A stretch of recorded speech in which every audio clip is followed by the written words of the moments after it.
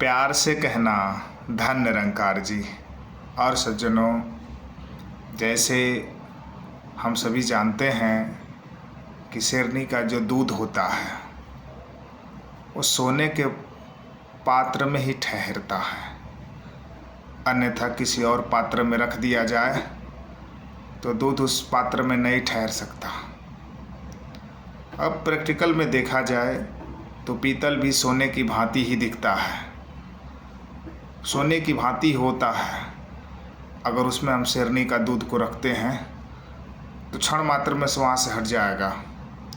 ठीक उसी प्रकार ये जो अमोलक ब्रह्म ज्ञान जो सद्गुरु की मेहर से, सद्गुरु की कृपा से, सद्गुरु की बख्शिश से जो ये जीवन में प्राप्त होता है, तो ब्रह्म ज्ञान किसके हृदय में ठहरता है?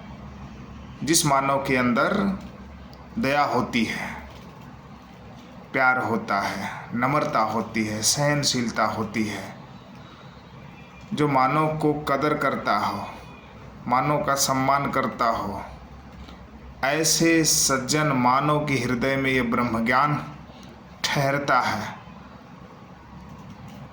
और जिसके हृदय में नफरत हो, किसी के प्रति द्वेष हो, निंदा करे किसी की चुगली करे, ऐसे व्यक्ति के हृदय में ये ब्रह्म ज्ञान नहीं ठहर सकता।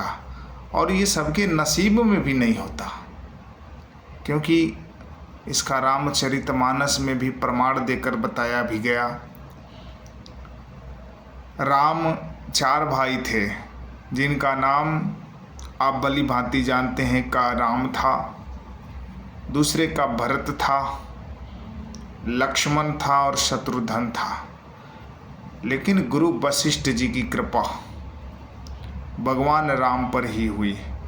केवल राम को ये ब्रह्म ज्ञान दात प्राप्त हुआ, अन्यथा तीनों भाई को ये ब्रह्म ज्ञान नहीं प्राप्त हुआ।